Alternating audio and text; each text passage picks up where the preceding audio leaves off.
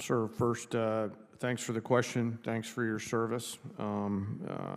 You know, one of the things that we're learning is the nature and way we fight wars is changing. We're starting to face, as you're alluding to, problems of mass, where numbers of exchanges, kinetic exchanges, and frankly non-kinetic in the cyber domain are increasing exponentially. So we have to match networks with networks and mass with mass.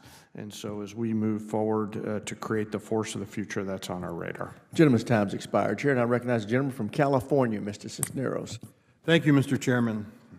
Mr. Secretary, so many topics to cover.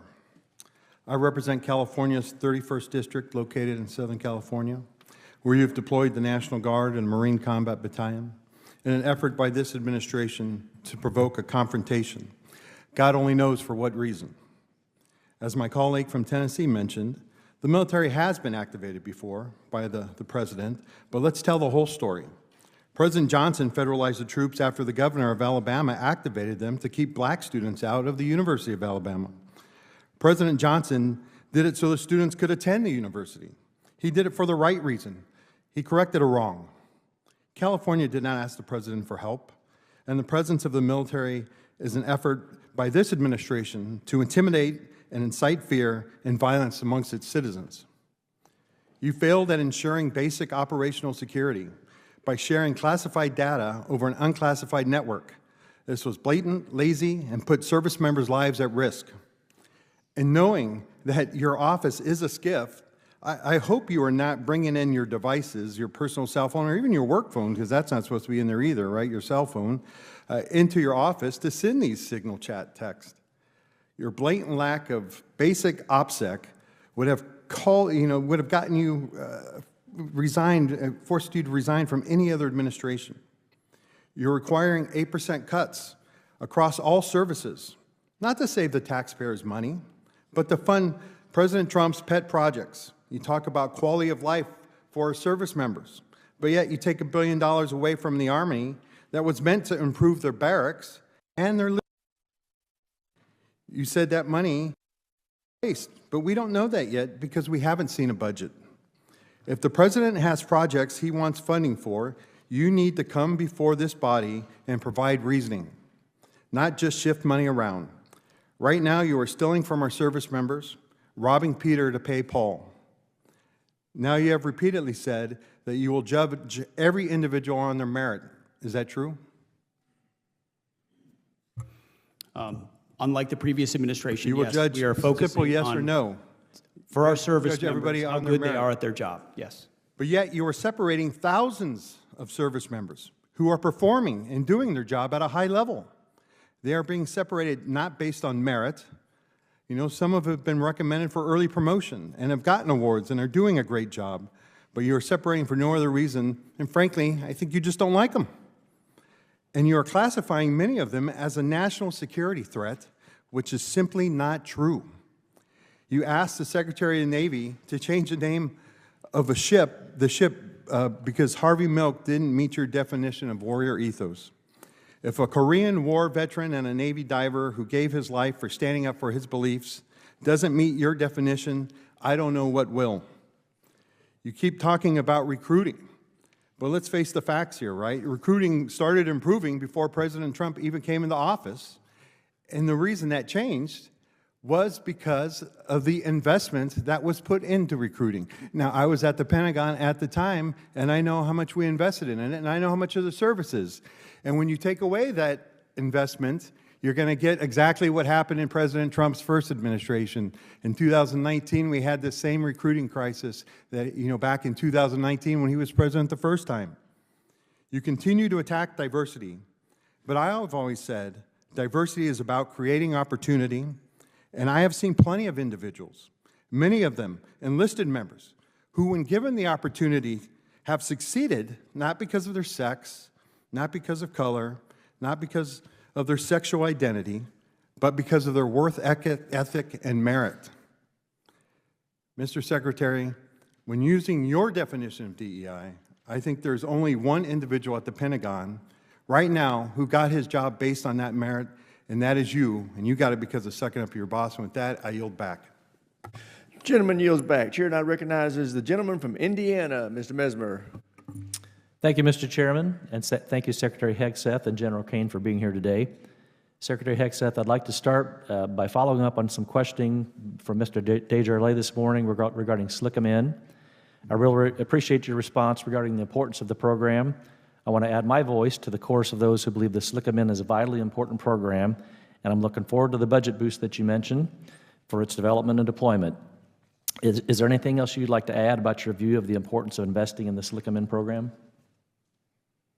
No, nothing to add to what I said previous. I think it's an important part of the dynamic battlefield of the future to continue to maintain the proper level of deterrence. Excellent, thank you. General Caine, in response to a question in front of the Appropriations Subcommittee on Defense about non-strategic nuclear capabilities, you spoke about the 4 Cs across enterprise that you also mentioned here this morning.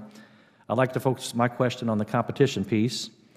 General Caine and Secretary Hegseth, can you elaborate on the strategy related to competition in the department, and that would you agree that in general the department achieves better outcomes on programs when it engages industry in a competitive process?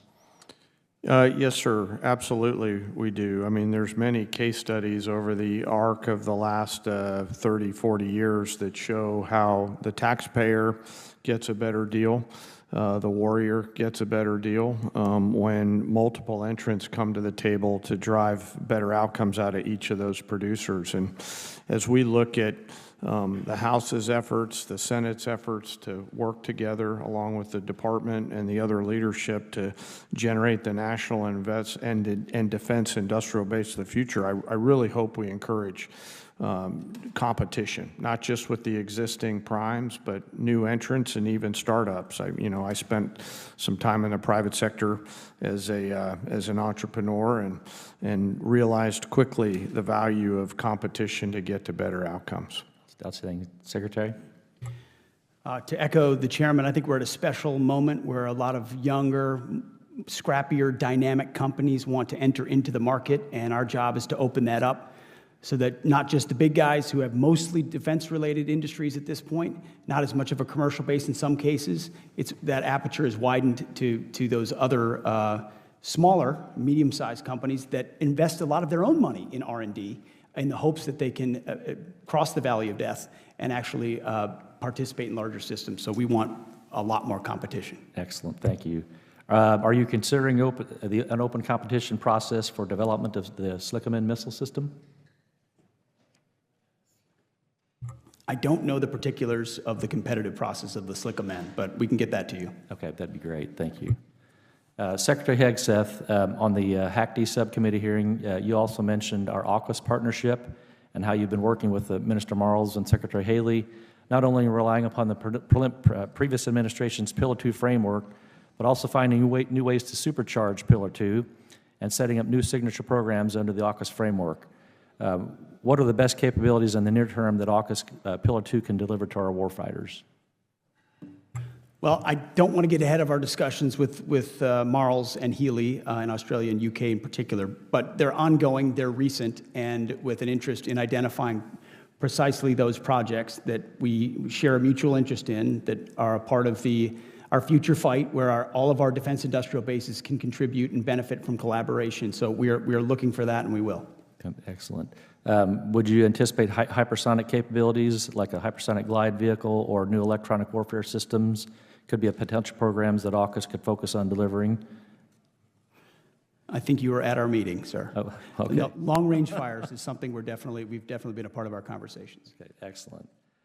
Secretary Hegseth and General Caine, we know that China is developing new technologies at an alarming pace, namely hypersonic weapons. The previous administration sadly did not seem to understand the gravity of this situation and did not prioritize funding for our missile defense and hypersonic programs. Can you speak about the Trump administration's and your department's views about the importance of prioritizing investment in hypersonic and missile defense? Well, sir, I'll defer to the prioritization to my civilian leadership. What I'm trying to create as a global integrator, along with the incredible work by the Joint Chiefs and the services, is the mix of capabilities that we need to include hypersonics and other long-range fires to achieve the effects at the tactical edge so that we can win in the future and continue to win the way we do now. Thank you. I'll yield back my time. Gentleman's time's expired. Chair now recognizes the gentlelady from New Hampshire, Ms. Goodlander. Thank you, Mr. Chairman. Thank you to our witnesses for being here today. We have one really important thing in common. We all swore an oath to this great document, the United States Constitution. We swore that oath when we joined the military, and we swore that oath when we began the jobs that we're holding now. And I want to begin at the beginning of this document and at the beginning of your testimony, Mr. Hegseth. In the first sentence of your testimony, you said you're here today to testify about the fiscal year 2026 budget for the Department of Defense. You're required under law to submit this budget to the Congress because we've got the power of the purse after all, by no later than the first Monday in February. Here we are in the second Thursday in June. We don't have your budget, as the chairman, the ranking member, and many of my colleagues on this committee have pointed out. You have testified that you want to be accountable for every dollar, every taxpayer dollar, and where it goes. We can't do our job without your budget. When can we expect your budget, Mr. Hegseth? Well, as I also acknowledged in my opening remarks, in the first year of an administration, it does take more Mr. time, Hegseth, please especially while reclaiming you're my time. addressing the priorities of the previous administration. When can we expect your budget? You have details of it already, and you will have it very soon. Can we expect the budget before the end of the month? I would refer to Bryn, who's working that, but I know there are a great deal of detail that is already with the committee. Okay, let the record reflect that you haven't given us a commitment, but you're required by law to do so. You're also required by law to pass an audit. That's been true since the 1990s. The Department of Defense is the only department that has continually failed an audit. You've committed to passing an audit in 2028, but we expect you to pass an audit this year and hope you will work with us to achieve that goal. Mr. Chairman, I want to thank you for your testimony and what you've said about the threats that we face as the United States, threats from China, Russia, and Iran, and I want to ask briefly questions about each. Mr. Chairman, you've said that the Chinese Communist Party is advancing an unprecedented military modernization effort with cutting-edge technologies, including artificial intelligence.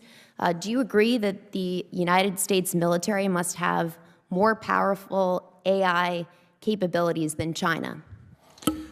Well, ma'am, first, thank you also for your service in the Navy. I think LLMs and AI really underpinning all of our command and control capabilities is now and will be in the future a key and essential tool for decision making. Thank you. I agree that American AI dominance is extremely important. Yes, Mr. Hegseth, should American AI dominance be up for negotiation with China and any trade talks that are underway? As the chairman said, we're very focused on AI dominance. It's central to maintaining our cutting edge, and we're doing that. Good. Well, I hope, will you commit to telling the president not to sacrifice American AI dominance in any of his negotiations with the Chinese?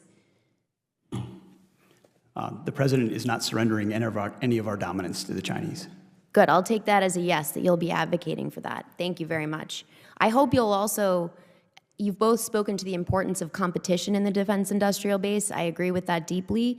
I'd point out that 40% of small businesses have left our defense industrial base supply chain in the past decade, and trade wars that have caused unprecedented uncertainty are going to drive more small businesses out of business. And that's something I hope we can work together to try to prevent, because it's very real in my home state of New Hampshire. Mr. Hegseth, did you order a pause in offensive cyber operations against Russia? That I know the story you're referring to, and it's false. We said it then, and I'll say it now. So it is your testimony that you never ordered a pause in offensive cyber operations against Russia? We did not. Okay, let the record reflect that, and we'll be following up on that. I'm going to skip Iran because there's been a lot said in this hearing that has given me grave concern.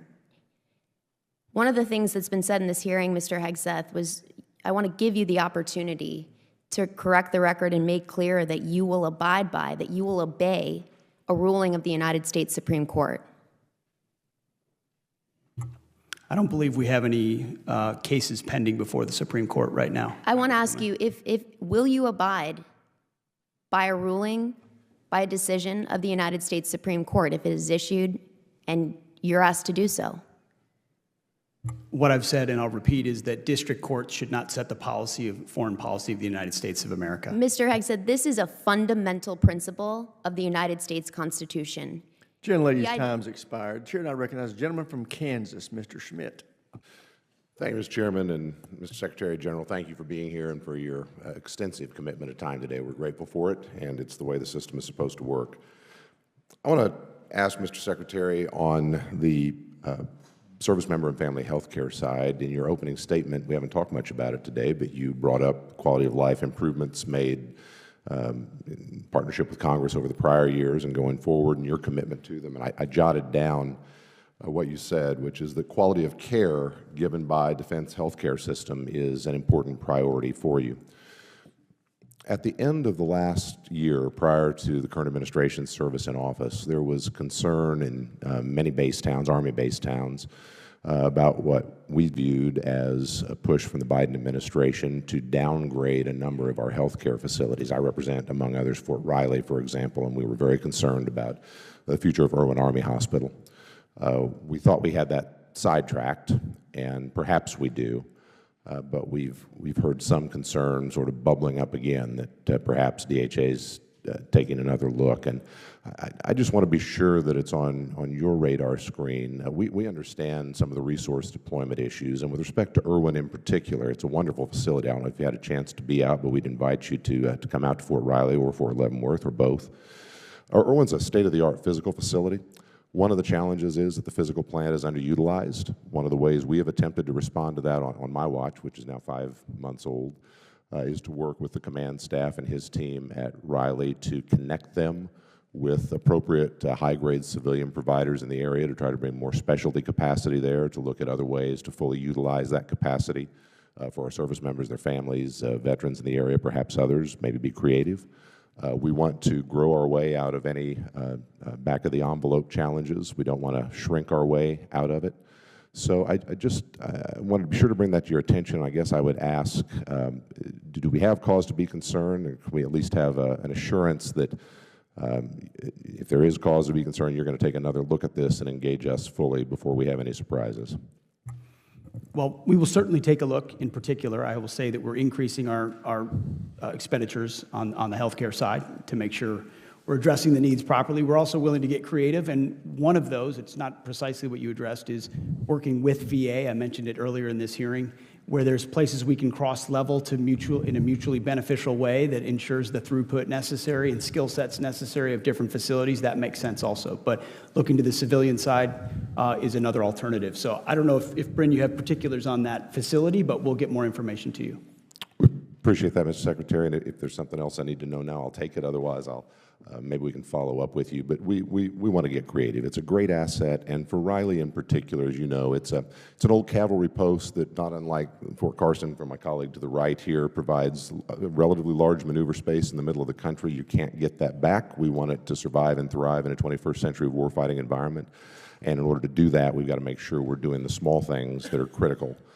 Including providing the right kind of health care to our troops. It's a great family post, by the way. So, let me ask you, shifting gears a bit, and I don't know if this is appropriate for the Secretary or the General, I'd direct it to your discretion, but with respect to sort of the future of the E-7, another issue that we have some Kansas-based interest in, but obviously we're more interested more broadly in what we're going to do for aerial surveillance assets.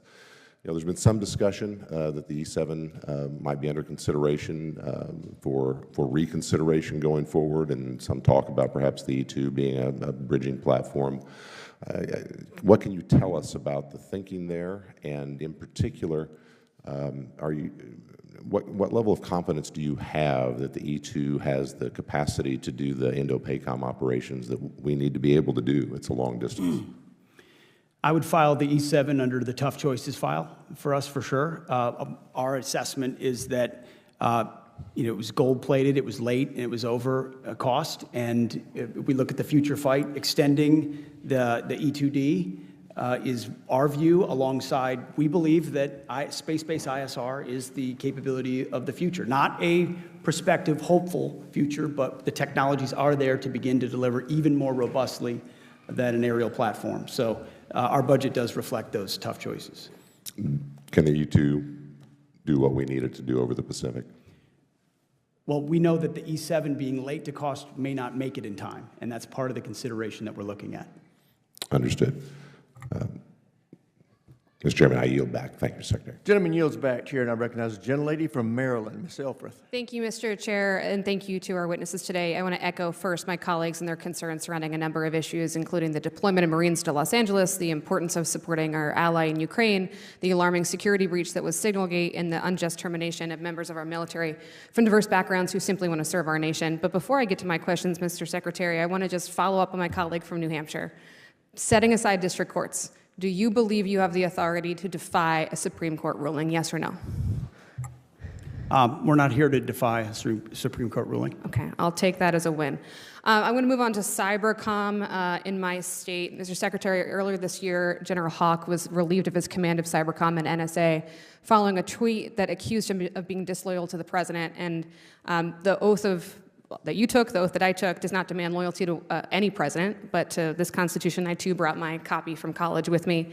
And yet, as of this date, General Hawk, his successor has not yet been named, and you've stated many times that lethality of the military is critical, so it's difficult to understand how this administration would allow any billet to remain unfilled, especially those who lead our combatant commands. I join my colleague, Congressman Bacon, in my grave concern that both the firing and the delay in hiring of a leader of cybercom only gives assurance and comfort to our adversaries. So I'm sure you would agree that any combatant command cannot be at its most lethal if a commander remains absent.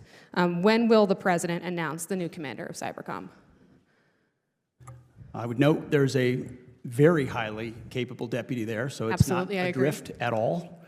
We recognize that, and we are in the process of ensuring that slot is filled. Any in the next month, 2 months, 3 months?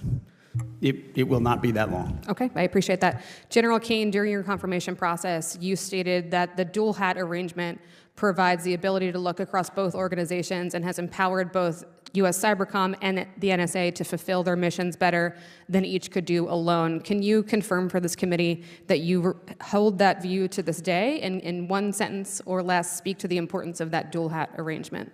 Yeah, that reflects the current policy of the administration. The Secretary, of course, as does the President, reserves the right to rethink that.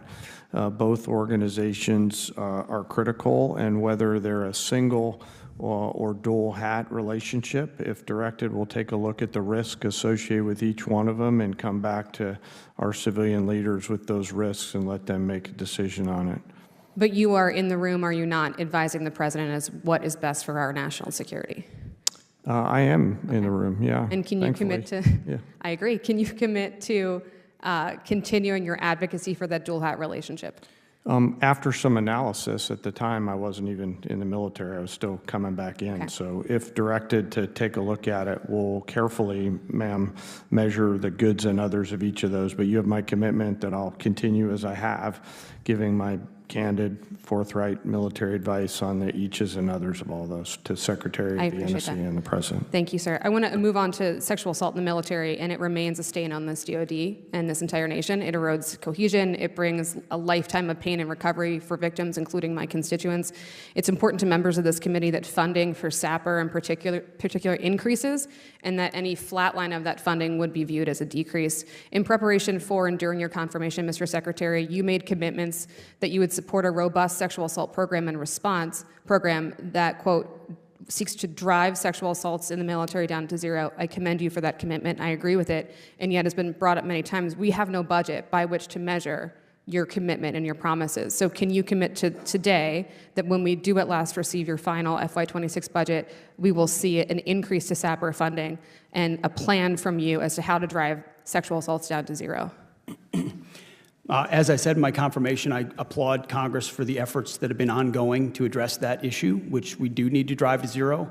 That funding has not been reduced. We've looked at a lot of places for efficiencies. That has not been one, and I think you've seen the same news I have, that thankfully sexual assaults are coming down, and we continue to want to do that. But we have to remain ever vigilant, which is why I hope it's not level funded. I hope we can continue to drive that down, so I look forward to that final budget whenever we do receive it. Lastly, and I'll take this for the record, moving on to a similar topic, which is rape kits for DoD civilians overseas. In April, DHA issued a memo denying DoD non-beneficiary civilians who are victims of sexual sexual assault and rape, access to sexual assault evidence collection kits. If I could get for the record your explanation for this decision. These civilians support the DoD. It's incredibly important that we find and bring justice to those victims, and I look forward to working with you on it.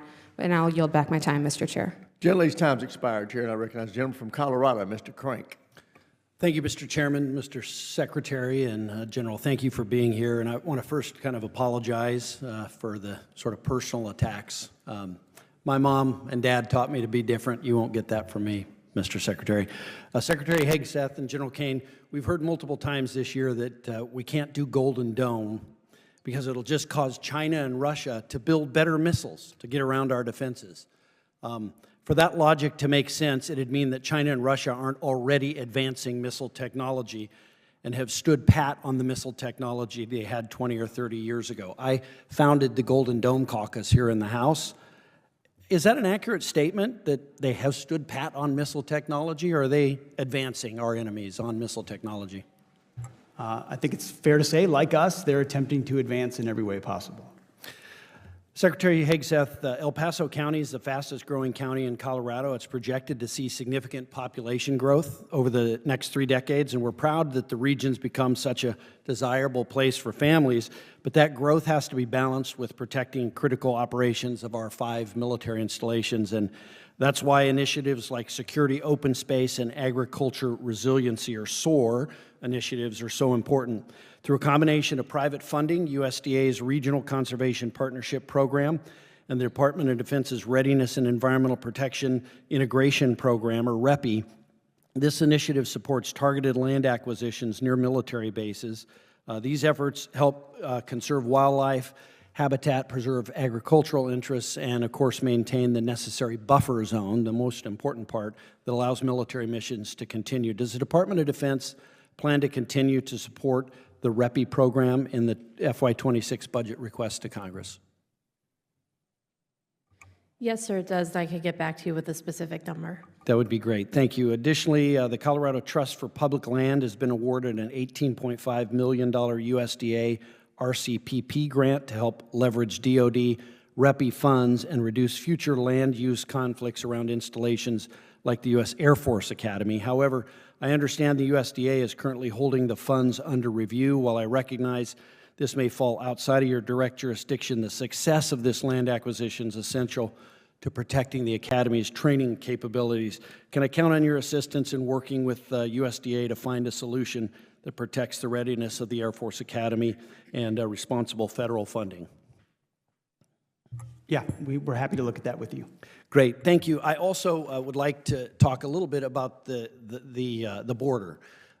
My district is home to U.S. Northern Command. We're very proud of what U.S. Northern Command has done with the new authorities that on January 20th the President gave Northern Command on the southern border. And in addition, 4th ID has troops down there. Could you talk a bit about some of the great work that the U.S. military is doing in support of securing our southern border? We think it's foundational and fundamental work to the security of our nation. And as I've said before, because the previous administration allowed 21 million illegals from places we don't know to enter our country. And thank you for asking that, because it gives me an opportunity to sort of, I see questions that are specifically meant to attempt to sow discord between the chairman and I, knowing you're going to get different answers based on our positions. And he has said, you know, the technicalities of an invasion, well, we're not talking about an invading army here. So, of course, everyone's trying to spin his words. What we're talking about is the invasion of human beings, mostly military-age males from all around the world. We have no idea what their intentions are, and they facilitated it under the previous administration. So me in my position, I can I can clearly state that it is an invasion. And we are proud to have the military at the border to interdict that. And they're every single day, through increased authorities, are working together with Border Patrol to ensure that that number goes from 99.9% to 100 at the southern border. I cannot commend the Joint Staff, NORTHCOM, and our military for reacting to that in the early days of the administration, orienting their focus to the southern border, and applying the manpower expertise necessary. Because for 2 decades, we spent 20 years guarding other people's borders, and we got really good at it. And it's about time we take that expertise and apply it to ours. And I commend our military for following those lawful orders and executing it incredibly well. They did a great job, and it's very similar to what's happening right now in Los Angeles. It's a support role. They're not down there arresting people. They're not doing that, but they're doing a great job supporting. Thank you, Mr. Secretary. I'd yield back. Thank you. The chair now recognizes the gentleman from California, Mr. Whitesides. Thank you. Mr. Chairman and Mr. Secretary, thank you for your service to the country. I'm a new member of Congress from the north side of Los Angeles, and I'm proud to represent a region with both a large veteran community and a world-class aerospace production base. It was our area that broke the speed of sound for the first time, that assembled the space shuttles, and that now builds many of the most advanced aircraft that this nation depends on for its national security. I want to start by communicating my deep concern for the deployment of military troops to the streets of Los Angeles County. Over the past few days, I've received briefings from military leadership, including the Marine Corps and the National Guard, and one thing is eminently clear. So far, this operation has been poorly planned and poorly executed, and is not an example of the operational and logistical excellence that the Department of Defense is famous for. Our service members have been sleeping on the concrete floors of federal buildings and even outside on roads. No contract has been made to feed them or adequately house them. NORTHCOM was not given adequate time or resources to prepare to absorb these Guard units. The lines of command are muddy at best. I've personally heard that NORTHCOM is the lead agency, the DHS is the lead agency, that the FBI is the lead agency, or that your office, Mr. Secretary, is the lead agency. It's unclear whether the Marines who have been deployed have even completed their full training for this civilian-focused, non-lethal mission. The briefings that we have received to date indicate that only a fraction of the assigned forces are actually being utilized on a day-to-day basis. On top of this, yesterday we heard in your testimony, Mr. Secretary, that the Department may start sending troops to other cities and states. And early today, you refused to say whether you would follow the decision of the Supreme Court on the legality of the deployments of the National Guard and the Marines. We're on an extraordinarily dangerous path. The nation's founding fathers were rightfully deeply skeptical of domestic deployment of federal troops. That skepticism stretches all the way back to the Boston Massacre and is a skepticism based on blood. Going forward, I would urge you to avoid politics and to actually pay attention to what law enforcement officers are saying on the ground. Now, we've talked a lot today about leadership and accountability. I've been lucky to work for several inspiring leaders. When I was NASA Chief of Staff, my boss was Administrator Charlie Bolden, who you may know, served as a decorated Marine general as well as a space shuttle commander. This was a Marine who flew more than 100 combat missions in North and South Vietnam, Laos, and Cambodia. He commanded the mission which deployed the Hubble Space Telescope, which at the time was the largest object ever deployed by the shuttle.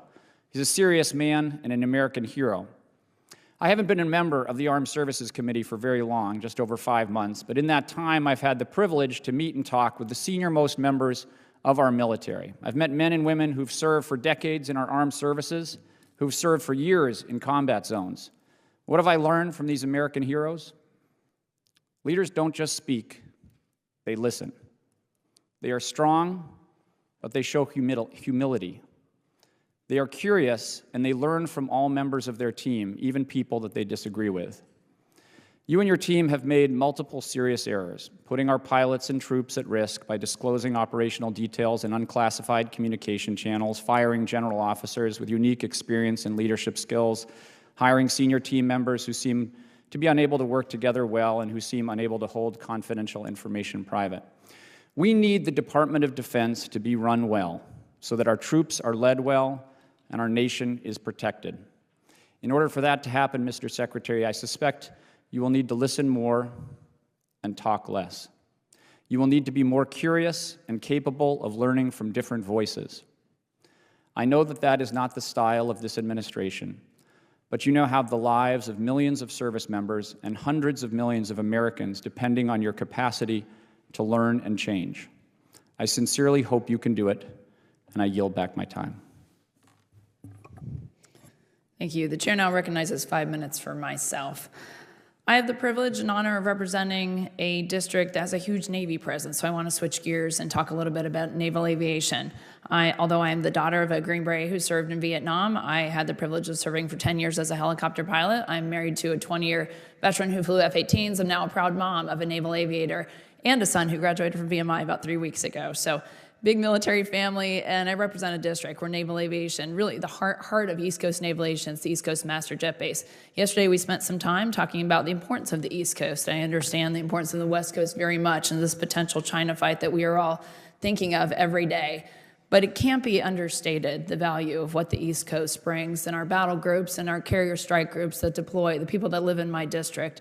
So it's a little bit disheartening when I read about and think about the future of naval aviation when I hear from the Department of Defense that about $500 million that was appropriated for the next generation strike fighter in the form of FAXX is to be reallocated to the Air Force. And then when I read memos from this committee is unaware of any changes to the Navy's requirements justifying the procurement of FAXX and continues to support efforts to award the FAXX development and design contract to the Navy. So we're trying to piece together, and I asked the same question yesterday, and I echo the comments of my colleague from Virginia, Congressman Whitman, but that piece is very important. Right now, I house very aging F-18 squadrons. There's no prioritizing, no commitment from the Navy to give me even F-35 squadrons. I have 4 F-35 squadrons that the Marine Corps has on the East Coast. But you all know better than anybody that putting all your eggs in one basket is one of the worst strategies. I've got the West Coast, Naval Air Station Lemoore, West Coast Master Jet Base. Looks great. We've been out there to visit just to compare. They're slated to have, I believe, 8 F-35 squadrons, and there's even an F-35 Center for Development that they want, or Center for Excellence that they want to put there, with no mention of the East Coast Master Jet Base. So I just want to hear from you all. I'll start with you, Secretary Hegseth, but could you explain a little bit about your comments, why that is, and what your plans are to be supportive of our East Coast Master Jet Base that is equally, if not more important? I think it's a fair point. I do think it's equally important. On the FAXX, we are reviewing it, no doubt. It's fair to say. The budget does provide for a completion of the design. As I've stated, the F-47, the EDGAD program is the priority in this budget to get that moving. So we are invested in 6th Gen, and we do recognize the Navy's unique power projection capabilities. The F-35 factors into that also, and so we're looking at its development in the future, and we'll take into consideration those options and certainly make sure as we're planning it's considered. That base needs it, and General Caine, I'd love to hear your thoughts too. To quote you, you said, we need a capability that is mobile. There's nothing more mobile than a United States aircraft carrier. And when I turn on the television, we want to talk about dropping bombs on Houthis in Yemen. Who do they show? They always show my husband taking off F-18s, and I get very jealous. I know there's a helicopter over there in Starboard D just waiting for something to happen, but that's who they show. It's naval aviation. Ready to fish somebody out of the water.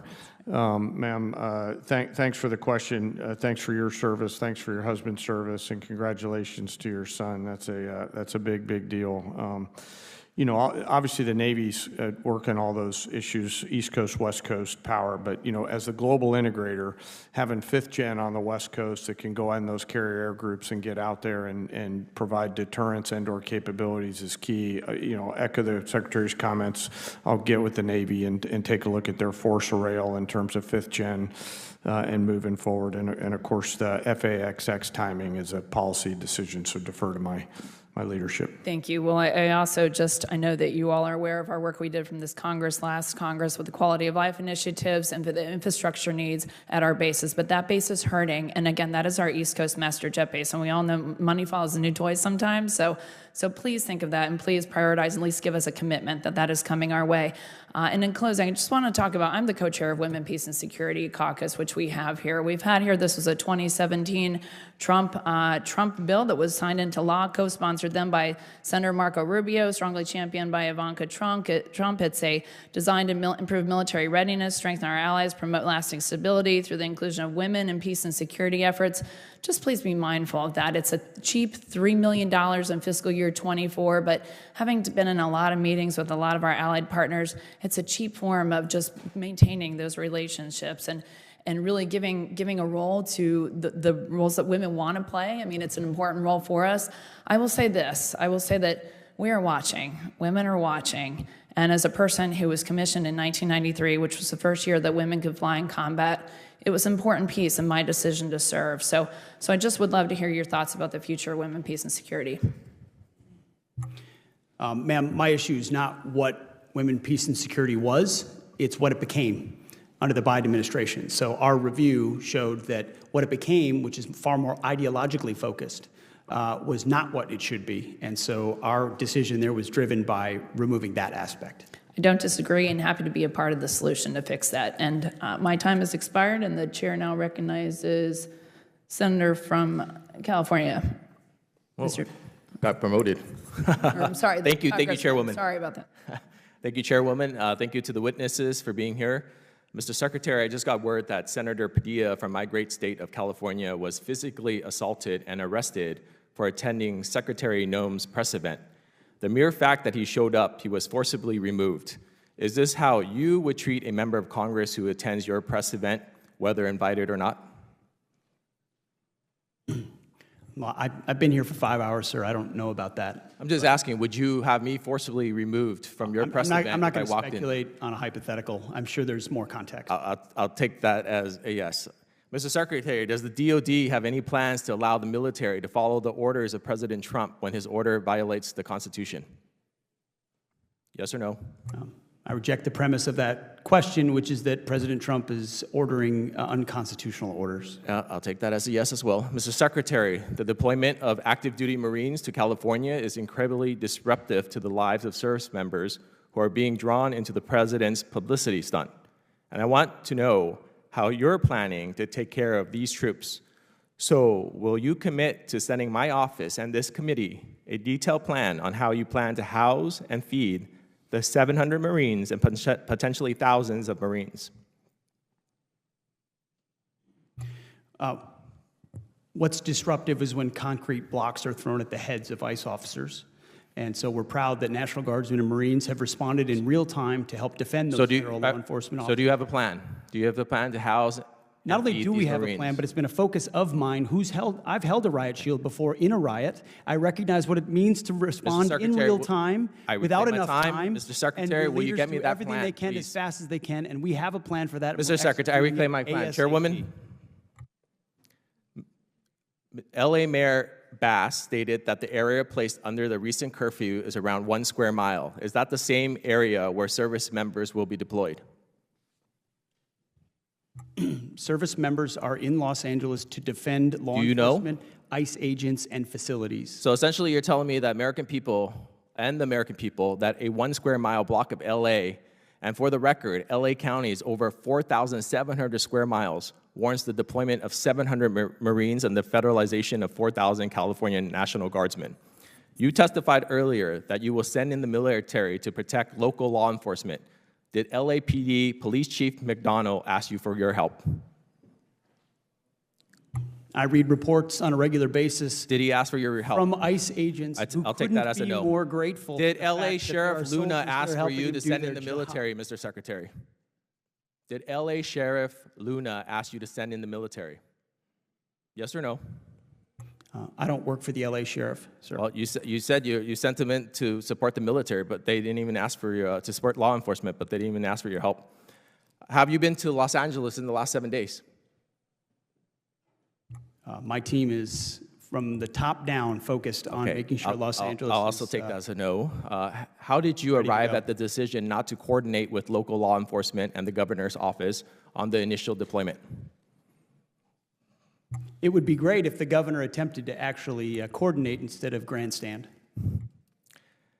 All right, so I believe you're secretly deploying troops to an area without coordinating with local officials is somehow not disruptive and to the logistical and operational conditions on the ground. You agree with that? I would need you to repeat the question, sir. Does the department plan on coordinating with Governor Newsom's office on local law enforcement going forward, Mr. Secretary? We've coordinated with local law enforcement quite well, but the governor's been an obstruction to that, of course. All right, Secretary Hegseth, this political stunt, and by your own admission, is expected to cost the American taxpayer at least $134 million. and will disrupt the lives of hundreds and potentially thousands of active duty Marines and 4,000 National Guardsmen. That's 134 million and thousands of personnel diverted away from critical missions in the Indo-Pacific, where China is rapidly expanding from Europe, where NATO needs U.S. support amid growing Russian aggression, and from CENTCOM, where tensions are escalating so critically that your own General Kurilla had to cancel all his testimony in Congress today. Your redirection of combat-ready troops from real-world national security threats to manage a domestic protest is gross mismanagement and a slap in the face of service members whose lives are disrupted throughout this event. As a veteran myself, it's a disgrace, and you should be ashamed. I yield back. The gentleman's Madam time Chair, has expired. Madam Chair, can we add into record, please, that the gentleman from California has just stated that it is okay to have 1 mile of complete criminality in L.A. so long as it doesn't cover the 4,700. That was not my statement. Madam Chair, that it's okay. The gentleman has not been recognized. This is absolutely Neither gentleman, You're neither putting words in gentleman my is mouth, recognized. Congressman. have the right you have not been recognized Neither by gentleman the is chair. recognized. The chair now neither have you. recognizes the Controls the time. congressman And neither have from you, Mr. Louisiana, Mr. Higgins, for 5 minutes. Well, thank you, Madam Chair. Let's bring it down a notch, shall we? It's always fascinating to observe folks talking about things they've never experienced with a great deal of authority up in this bizarre body, reading scripted, hateful, planned rhetoric and directing them at you gentlemen, who do indeed know what it is to stand a post. Let me address first to General Caine. I have to say, good sir, that researching your service career, my goodness gracious, 35 years of distinguished, exceptional service. I can't imagine that there's a better American man to be the chairman of our Joint Chiefs of Staff. Thank you, good sir. As an enlisted Army grunt, I thank you for being where you are and for your 35 years of service. Mr. Secretary and General, I have plenty of questions that I don't have to get to because you're almost finished with this thing. I have questions on recruitment and training and Fort Polk and software modernization, artificial intelligence, shipbuilding, our new Army rifles, which I find questionable, by the way. But when I met with you in the Pentagon a couple of months ago, Mr. Secretary, to dive deep into the reconciliation considerations and the budget, what the DOD would need, and primary threats facing our country, I'd never really sat down with you like that before, but what struck me, good sir, was that you are a committed and dedicated patriot, and I know that I can expect that sort of transparency and accessibility and candor from your office. So I'll get to these questions down the line. I know you'll answer the phone, and your people will respond, because that's a man that you are. You've covered a tremendous amount today, and you've been subjected to some politically motivated vitriol. On behalf of Congress, I apologize for that. So let me just state that from my humble position, I'm going to make a promise to you two gentlemen, and by extension to the country that we love and serve. Whatever you need to accomplish your mission, we're going to work very hard to provide. May God give you strength, and may He provide shields of protection and peace for your families. Because I know your nights are long. You're probably each working 20-hour days every day. Thank you for that, for being here today, for your accessibility. May God bless you each. Madam Chair, I yield. Gentleman yields back. Chair now recognizes the gentleman from Virginia, Mr. Benjamin. Thank you, Mr. Chair. I ask unanimous consent to submit for the record an article. A distinguished member of this committee, without objection, so ordered, confirmed that there was, in fact, a pause in offensive cyber operations earlier this year. The SecDef just denied this. This committee deserves to know whether the Secretary just lied.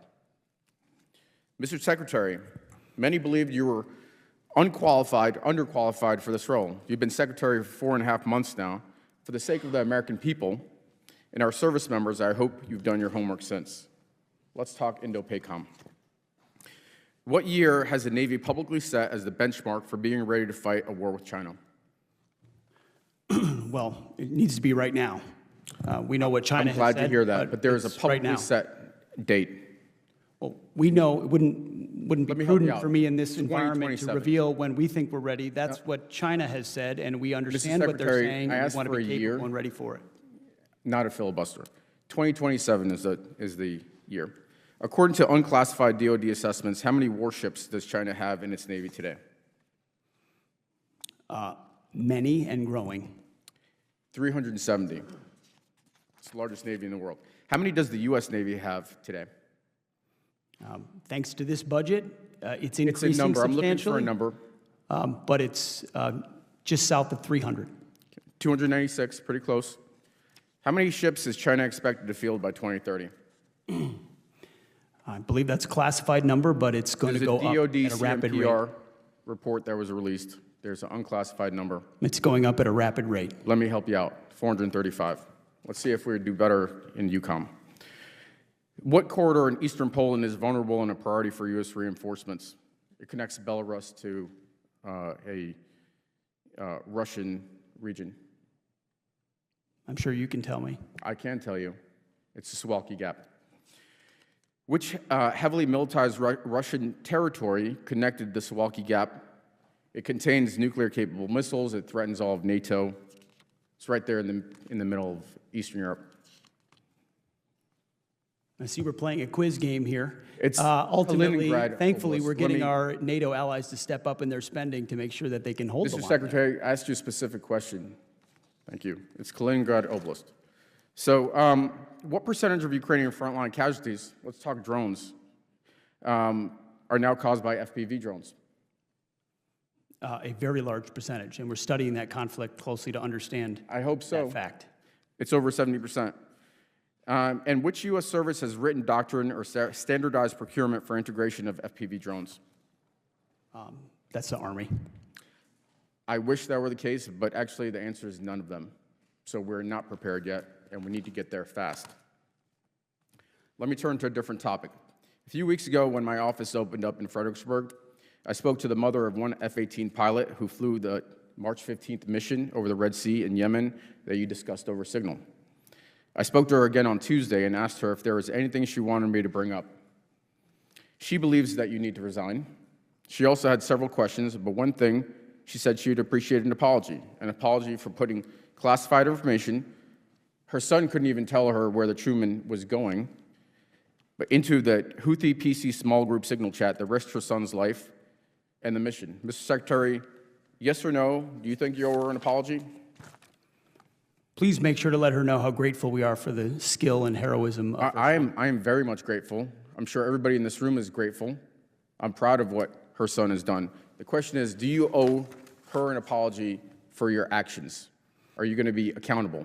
It was an incredibly successful mission. Her son did great work. They did a magnificent job. Thankfully, the Houthi campaign was successful. Secretary, I agree with you. Magnificent job. The performance of those pilots and Navy personnel, magnificent.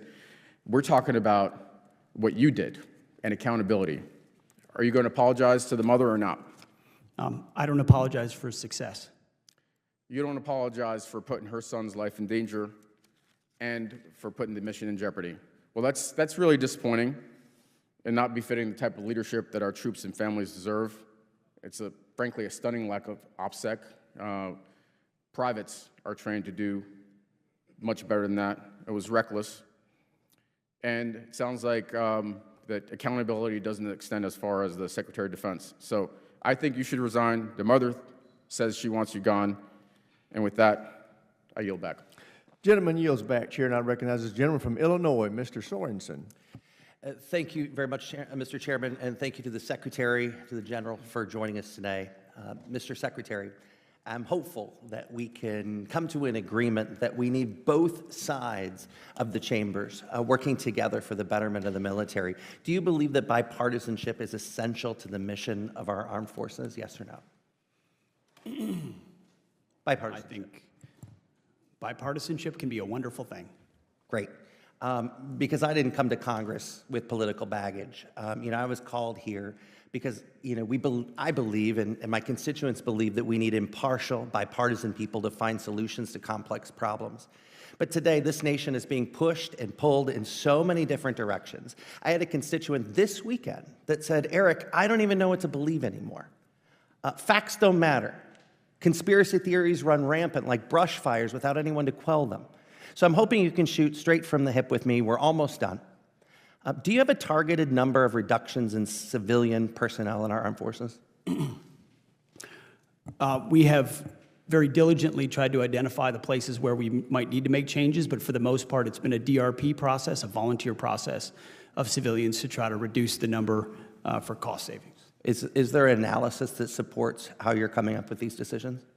We looked at about 8 to 10%, Congressman, but ultimately, everyone here acknowledges that the civilian size of the DoD has exploded over the last 20 years. And so where there are room for efficiencies, we are actively trying to find them and right-size those spots, because a lot of those places are not making us more nimble or faster at what we do.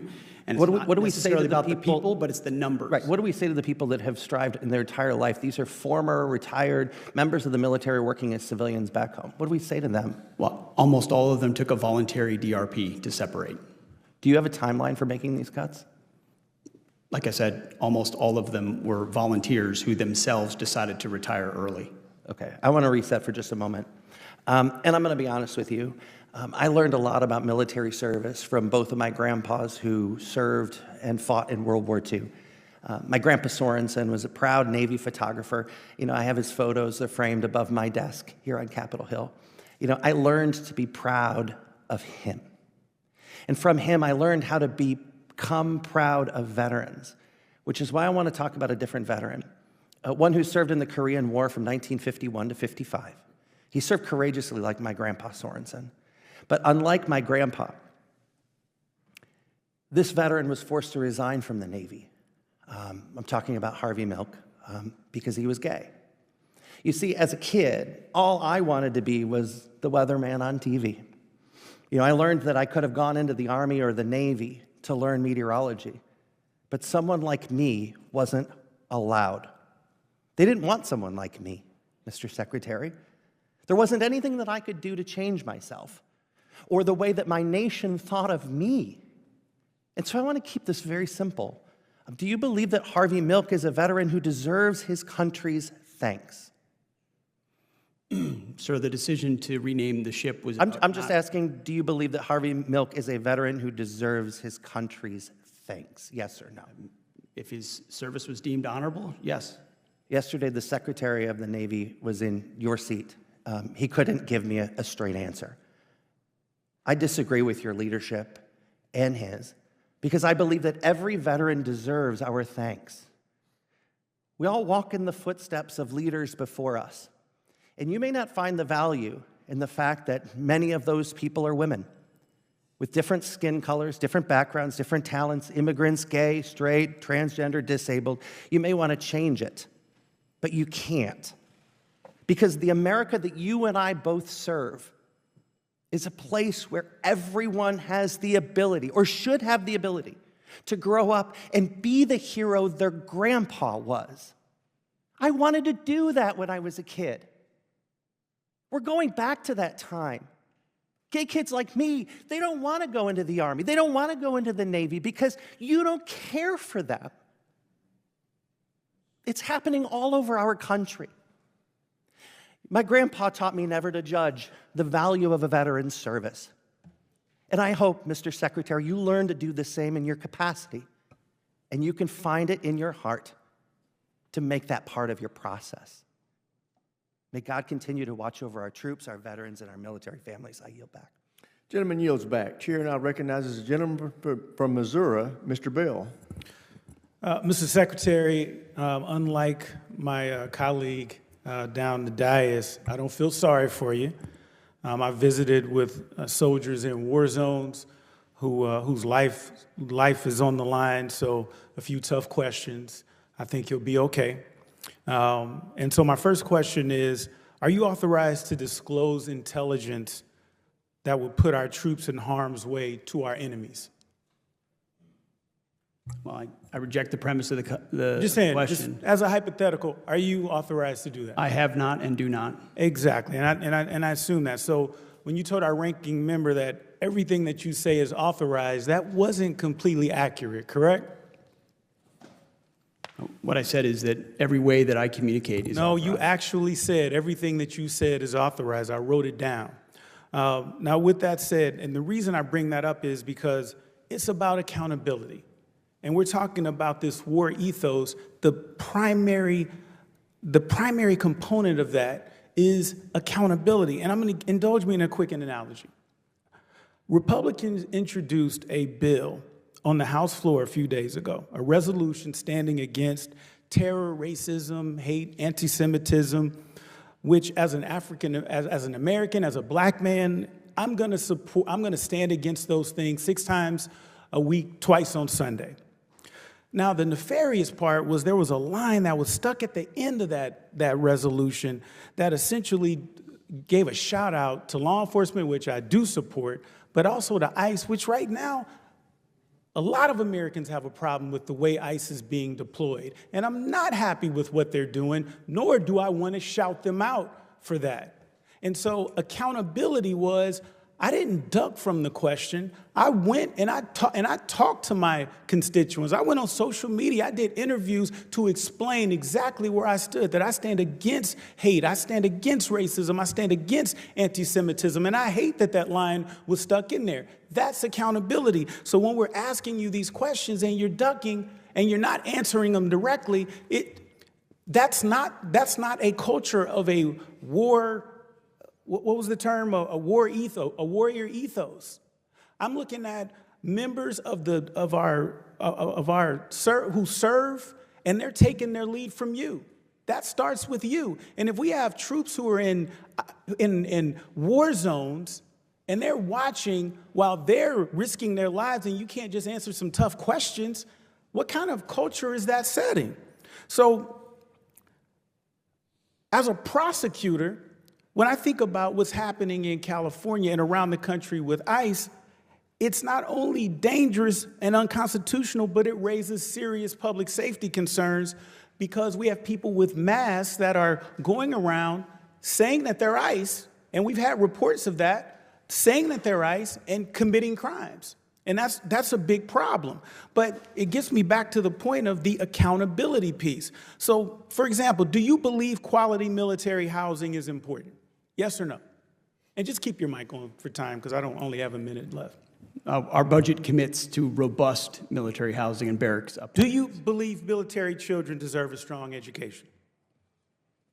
Our budget funds strong education, and we hope more educational choices for military. Love it. Is it a priority to provide real, reliable care to our veterans? Of course. So, Mr. Secretary, we have a problem here because your answers don't match your budget priorities. You said your mission is to restore this warrior ethos and that threats we face are serious, but so must our investments. So when we think of, for example, a $45 million parade, I can think of 45 million things we could do more effectively with $45 million than a parade, such as the things that I mentioned: military housing, military children's education, providing reliable care for our veterans.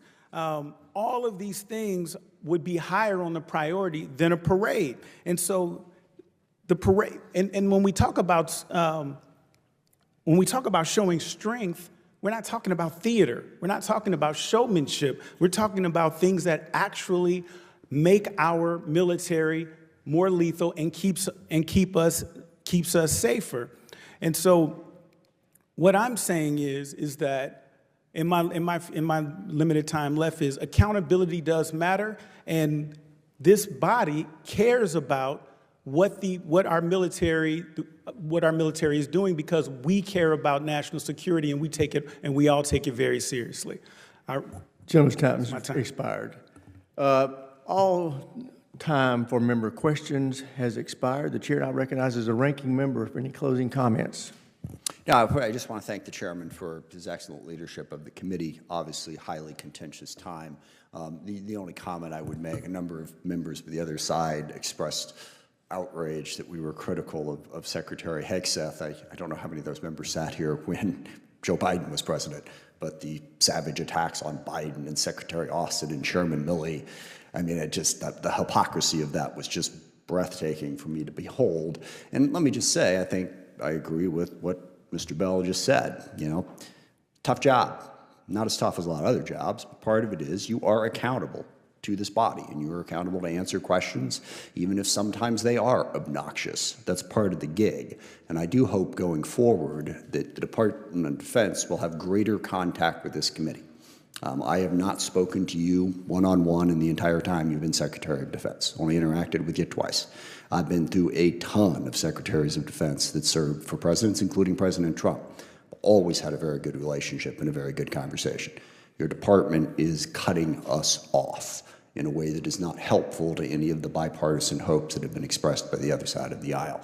I hope that will change.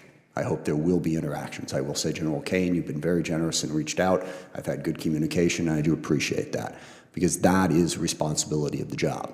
I haven't met too many people at the Pentagon that like coming over here. In fact, I can't think of one, but it is part of the job in a constitutional republic. We are the people's voice. We are charged with conducting oversight. So I hope that interaction will continue. Criticism is part of the gig. Again, I thank the chairman for conducting an excellent hearing. Thank you, my friend, and I would say, Ms. McDowell, you crushed it today.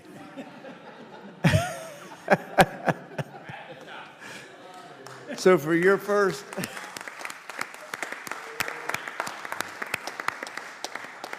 and to our other two witnesses, thank you for your first appearance before the House Armed Services Committee. Thank you for your service to our country. And with that, we are adjourned.